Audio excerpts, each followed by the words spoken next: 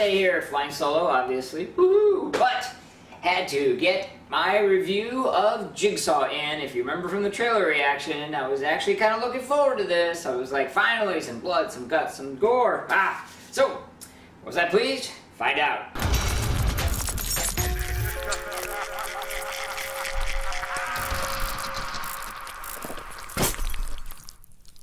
Alright everybody, this is, as always, a spoiler-filled review, so if you haven't seen the movie yet, check it out and then come on back.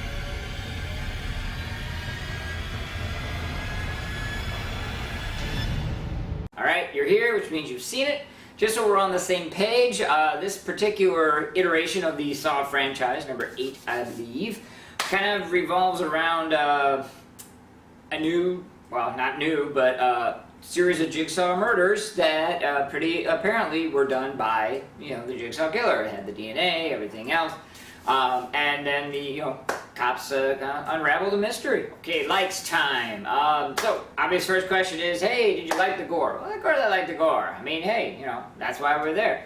Could have been a little bit more for my taste, but it was there, and after suffering through a slew of PG-13 horror movies, man, anything is a welcome change. But then when we start getting, below the sort of surface level into the deeper things, honestly, I have to say that probably the only thing that I liked was the fact that they did a very, very, very good job of setting it up so that it appeared as though, Tobin's character, Jigsaw, had actually somehow faked death, survived, whatever. When in reality, it was actually a flashback to sort of, a precursor even to the first film, or somewhere in the middle. Not clear, irrelevant. It was very nicely done, it was very well written, very cleverly written, to where they were kind of trying to steer you in one direction, as to who the forensics scientist guy is, and then he swerve, you get something else. Of course everybody goes, oh hey, it's every Saw movie, there's always a swerve. Okay, fine, that's true, but let's be honest, they have different levels of effectiveness and brilliance, and by no means was this as good as the first one. Nothing is, but this was, this is one I definitely enjoyed. Alright, time for dislikes. Try to limit myself here. And I'm going to start off at the top, right off the bat. The biggest issue I had with this is it's not really, at the end, a Jigsaw movie or more methodology. Here's my point. They established from the very first film and maintained pretty darn close throughout the rest of them. The entire concept is that you don't appreciate life, you have wronged someone or some ideology, and you now are going to be given the opportunity, and this is key and this is essential, you are going to be given the opportunity to redeem yourself. Now, generally speaking, what you have to do is kind of go a little bit above and beyond what the normal human, it's an excellent psychological experiment. Are you willing to stick your hand in the acid to grab the key that will unlock you and save your life? That's wonderful, it's great, it's why the first one was so successful. The end of this movie, the new guy is the new Jigsaw, he's going to carry on his legacy, and he just cold-blooded murders someone. He just cold-blood murders the cop. No chance to redeem himself, no, psychological construct. Again, it's been dumbed down by Hollywood. It's been stripped of its core purpose now, and so moving forward, who cares? I mean, all bets are, he's just gonna kill, he's just a kill, there's nothing different, there's nothing interesting, there's nothing that sets him apart, there's no different motivator, nothing. And kind of going hand in hand with that is the fact that, hey, I don't know how many times I gotta harp on this, man. Stop rebooting things as setups for sequels. There's no guarantee that you're gonna make enough money on your movie to set up the sequel. This has not been doing that well. Okay? There may not be another Saw movie, or there may be another Saw movie down the road just to keep the rights on it that'll be stupid and boring. just stop doing it. This entire movie was done for absolutely no other reason than to go, here is the new Jigsaw, and if we make a lot of money, then you guys are going to get to see a whole shit ton of movies with him in it. No. Focus on the movie you're making, not the potential profit of making a whole franchise series of movies. It's just, I don't know.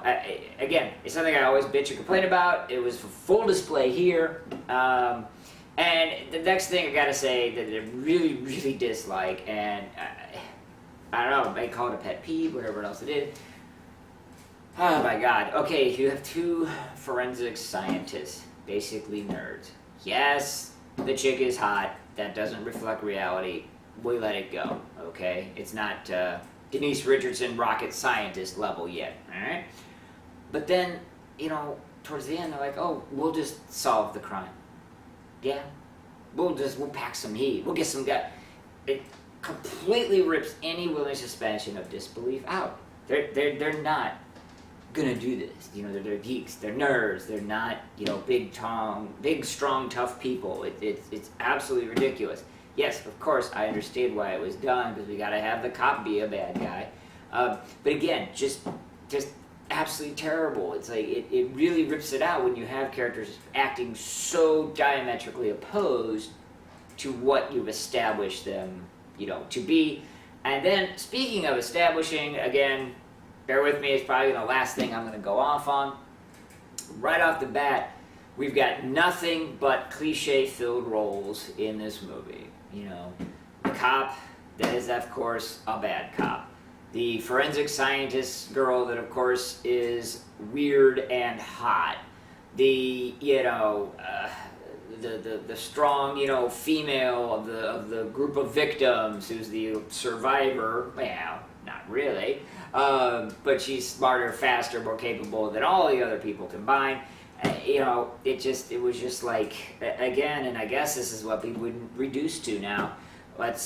We've got, 5 character types, 1 story, 1 resolution, throw them in a little pot, stir them up, vomit them on the screen, and people will pay money for it. Well, people aren't paying money for it. As I said before, this isn't doing very well. And so maybe now, I keep asking, begging, praying, back to the drawing board. Just do something. I can't say original anymore. I've given up on original. At least make it interesting. At least make it not 100% cliche. At least not make it 100% trope-filled.